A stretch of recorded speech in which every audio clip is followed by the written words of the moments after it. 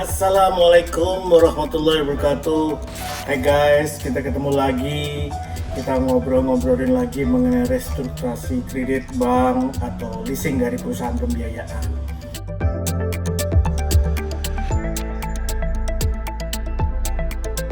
Restrukturisasi ini dilakukan tanpa batasan plafon kredit atau leasing yang direstrukturisasi, dan itu dikategorikan lancar. Nah, sehingga penilaian kualitas kredit ini juga hanya didasarkan kepada satu pilar yang merupakan ketepatan pembayaran pokok dan atau bunga atau margin bagi hasil atau ujroh. Yang juga harus dipahami bahwa restrukturisasi ini tidak bersifat otomatis, tetapi harus diajukan oleh pemohon, oleh debitur dengan memenuhi persyaratan dalam rangka restrukturisasi itu. Kemudian permohonan yang disampaikan oleh debitur ini kemudian dilakukan assessment oleh bank atau perusahaan pembiayaan, tentu dengan memperhatikan salah satu aspek penting adalah kapasitas membayar dari debitur dan prinsip kehati-hatian. Dan harap diingat bahwa restrukturisasi ini memiliki jangka waktu sampai dengan 1 tahun, sehingga nanti bisa menjadi kesepakatan baru apakah ini hanya 3 bulan, 6 bulan, 9 bulan atau bahkan sampai dengan 1 tahun. Khusus untuk kendaraan leasing, maka tidak dilakukan penarikan kendaraan selama dalam masa restrukturisasi, atau jika ada penagihan yang masih berjalan sesuai dengan kesepakatan yang ada di restrukturisasi, itu pun menggunakan sarana komunikasi tanpa tatap muka secara online.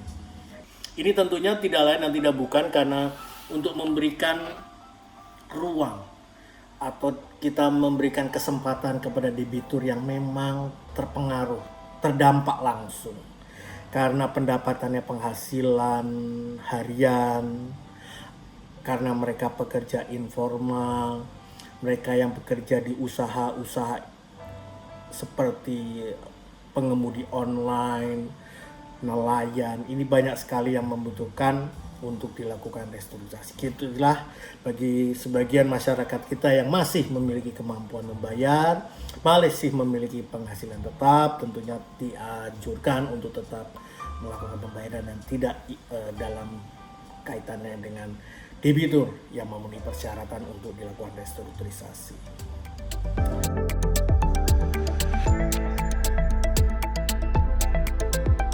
Ini merupakan hal yang perlu sangat dipahami karena banyak sekali persepsi masyarakat menangkap bahwa akan dilakukan penundaan selama setahun. Penundaan itu artinya tidak membayar selama setahun. Ini tidak benar.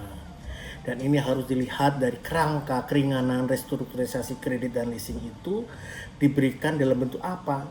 Bisa salah satunya dari beberapa alternatif ini. Pertama, penurunan suku bunga. Kemudian perpanjangan jangka waktu, pengurangan tunggakan pokok dan atau bunga, kemudian penambahan fasilitas dan atau konversi kredit pembiayaan menjadi penyataan modal sementara.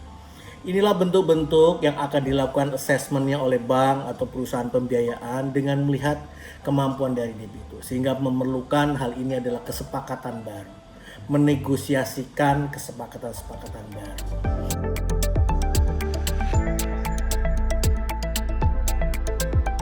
Merupakan debitur yang sektor usahanya itu terdampak karena COVID.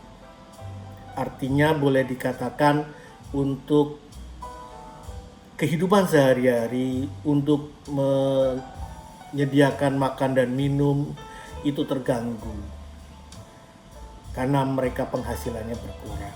Ya, jadi ini diprioritaskan untuk debitur yang bekerja di informal, pekerja sektor informal, memiliki penghasilan harian, usaha mikro, usaha kecil, UMKM, serta pemerintah juga akan memperhatikan untuk pemilik dari kur bersubsidi yang tentunya nilainya sampai dengan 10 miliar.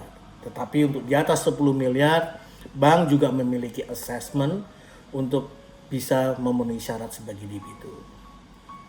Tidak kalah pentingnya yang perlu diwaspadai Yang perlu dimengerti dan perlu dipahami bahwa debitur ini selama ini memiliki kolektibilitas lancar.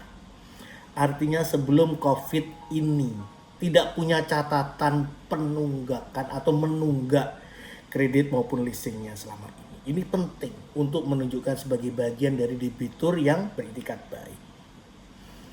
Kemudian tidak dipungkiri bahwa debitur juga harus memiliki NPWP dan melakukan pembayaran pajak secara taat, tidak termasuk daftar hitam nasional, dan untuk leasing adalah pemegang unit kendaraan bermotor atau jaminan leasing tersebut.